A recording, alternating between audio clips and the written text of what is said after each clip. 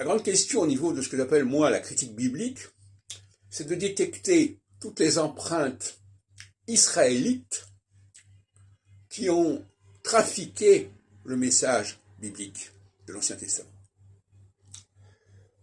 Pour moi, israélite ne renvoie pas au judaïsme, l'israélisme se renvoie aux valeurs propres au royaume d'Israël, qui est un royaume ennemi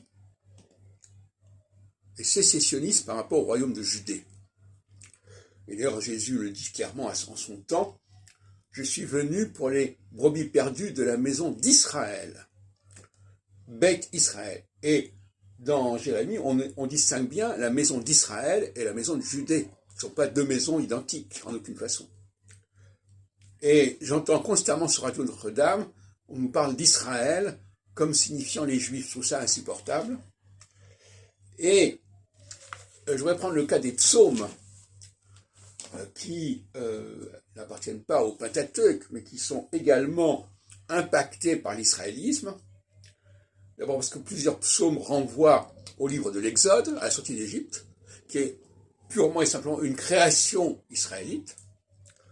Et par conséquent, lorsque les chrétiens se réfèrent aux psaumes, soi-disant en se référant au judaïsme, en réalité, ils ne se réfèrent pas au judaïsme, ils se réfèrent à l'israélisme. Là, il y a une confusion, il va falloir quand même arriver un jour à clarifier les choses.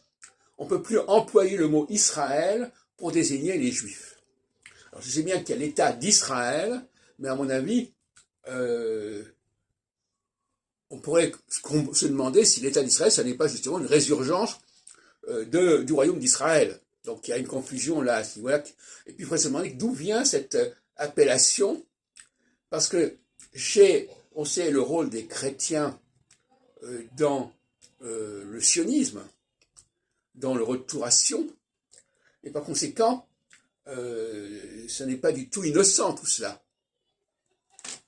Ils vont plus très bien préférer le mot Israël, même si c'est Ben Gurion qui l'aurait proposé, mais ça veut dire quoi il a proposé, d'où ça lui est venu, d'où il lui est venu cette idée.